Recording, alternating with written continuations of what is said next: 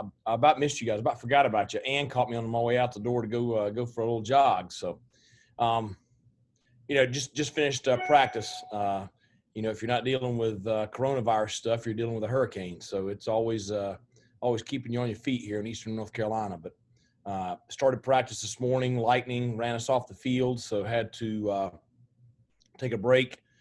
Came back this afternoon and was able to get practice in.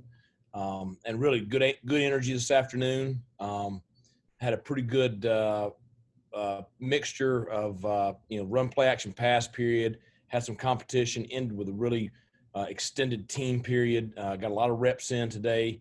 It's going to be great film to watch. Saw a lot of really positive plays, both sides of the football. Really good energy. Coaches out there having fun. I mean, it was a really enjoyable afternoon on the field. One of those when you come off and you just feel good about just the progress that you're making as far as the team as a whole. Okay, we'll open up to questions. Coach, this is Troy. Can you hear me all right? Yeah, I got you. I got a question for you. It's my understanding you're practicing right now. You're kind of breaking off into groups. Is that right? Right, we are. My question is, when do you think or when do you project a time when you'll be able to practice the team as one group and be able to run like a scrimmage, that type of deal, where you'll be able to have everybody on one field at the same time? When the governor moves us to phase 3. That'll be when that can happen. So, right now we're just having to keep guys on separate fields, and try to keep everybody spaced out. During some of our team sessions, we're keeping guys all over the place to keep them getting crowded up, and try just to limit the number of players on one field at a time. What happens if he doesn't go to phase 3 by August 29th? Well, I don't know how you're going to play a football game without it.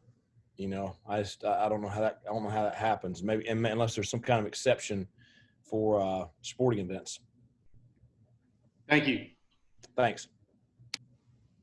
Coach, how are the running backs looking thus far? Really good. There's a ton of competition. I liked our guys last year, but there weren't many of them. And you look now, and I feel very, very comfortable 5 deep in the running back room, and I think they're all quality players.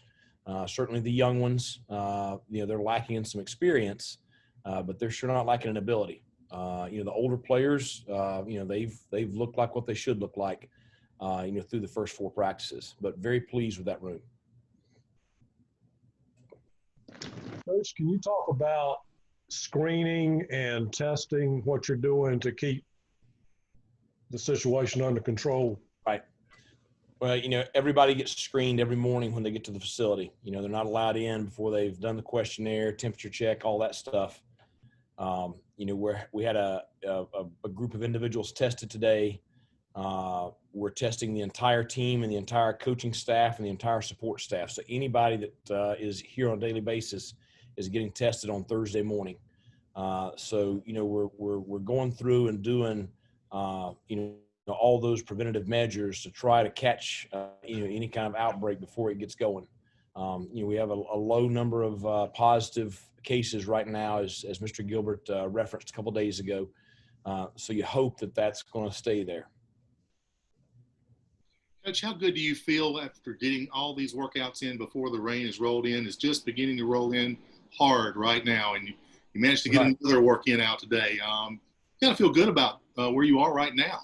Well, I was glad to get today in, because tomorrow's a little bit of an unknown as far as, are we going to be able to get a practice in or not? I'm okay either way tomorrow, because we got 4 straight days, which, in a normal preseason camp, that wouldn't be, that significant. But, these kids haven't practiced since last November.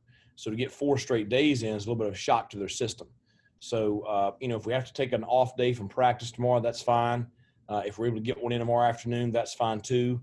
We'll take a day off here sometime in the next couple of days, just to give them a chance to get their feet back under them. So pleased with the work so far, though. Coach, from your opening comments, was this one of those practices where you could just kind of think about football and not think about when you're going to play, if you're going to play, all that? Because it sounded like it was just one of those, like the old times. Yeah, I mean, it was great. I mean, you had some jawing back and forth between the offense and the defense, and you had some big plays by the offense, and then the defense had some big plays, and it was just it felt like I'm not going to say normal because we're all out there with our masks up, and the kids are spread out all over the place, but it felt like more of a normal situation, than it has so far. So it was a good afternoon. A lot of fun out there. It's always good when the kids will compete like that. Coach, you had talked about Holton sort of being a mentor to some of the younger quarterbacks. Could you sort of update us on that development in his career? Well, I mean, I think he embraces that, and certainly he has earned the respect of everybody in that room. Those kids, the young quarterbacks, they look up to him. We recruited the 3 freshmen talking about Holton, and so he is the unquestioned leader of that room. And there's, I mean, you watch those young guys, and there's no denying the talent that they have. But there's so much more to playing the position than talent, and those intangibles are the things that Holton possesses, and really is probably a strong suit. And so it's a deal where the freshmen are up for any advice he can give them. And I think he embraces and kind of cherishes kind of the role of being a guy that, hey, once I graduate, I want to make sure that there's somebody ready to go, where we don't have a drop off in the program. Thank you, Coach. Yeah. Coach, what about Nigel Knott from Alabama from a physical standpoint too? When he left there, what's his kind of update, and how is he health-wise and impact-wise? Can you tell and see a difference of him out there, or an immediate impact type of guy? Well, I mean, he had several positive days to start camp. Today, had tweaked his hamstring a little bit, so wasn't able to go this afternoon. So we'll see how long that holds him out. Hopefully not very long, but he's a talented young man. But kind of the thing that bit him there was being able to stay on the field, and so that's it's going to be something here that he's going to have to get through that. You're going to have to get over that. Because if you're not on the field, you're not much of an impact. So hopefully it'll be a day or so, and he'll be back. What about Juan Powell, also kind of staying in the secondary? Is a guy that shifted around some last year, right, in versatility. Do you see an ideal fit or position with him so far this preseason? Well, we've talked about it that he has the ability to play any of the 5 positions. Right now we've got him at the field safety. He had his best practice yesterday that I've seen out of him since he's been here. Made some really impressive plays and forced a couple of turnovers. So he's looking more and more comfortable at that position. But we've got some pretty healthy competition there too. With Warren Saba is the experienced guy in the room, and then Robert Kennedy has been extremely impressive. So the good thing is, you have more guys with high ability than what we had last year. So, that competition is going to bring out the best in everybody.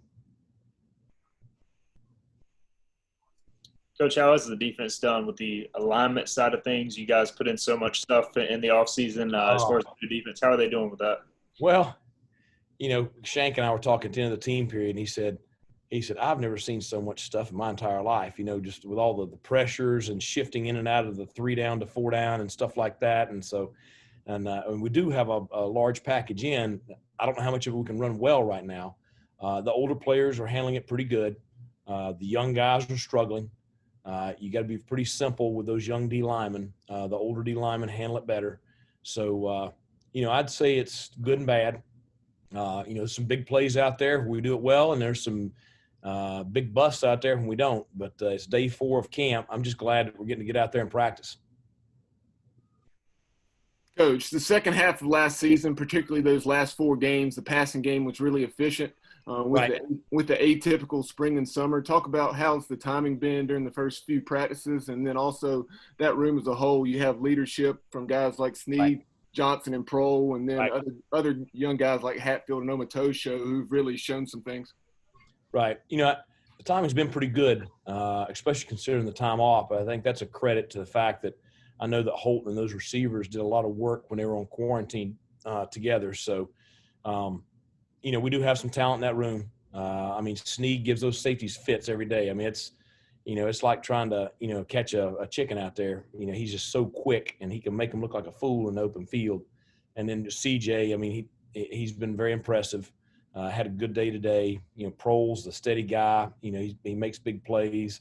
And Audie's been really solid. So, those four guys, I think in particular, have really kind of stood out from a leadership standpoint and a performance standpoint. And their timing with Holton's been very good. Coach, quick question again. How do you rank these guys coming back now that they're officially with you, strength and conditioning wise? They've been off on their own for a long time. Now that you've seen them, they've been around you long enough. Where are you with this team's strength and conditioning currently? I think right now would be a good time for Big John to ask for a raise, because I think you see his value right now. No matter how much a kid did on his own, it's not even close to when they've been with him for an extended period of time. We could not play a game today. We could not play 4 quarters. So, we are, developing depth, knowing that we're going to have to play a lot of guys early in the season, but we're working to play ourselves into shape. It was a pretty demanding practice today from a conditioning standpoint. And, I just talked to the guys about, you got to keep pushing, got to keep playing yourself into shape, keep working in the weight room.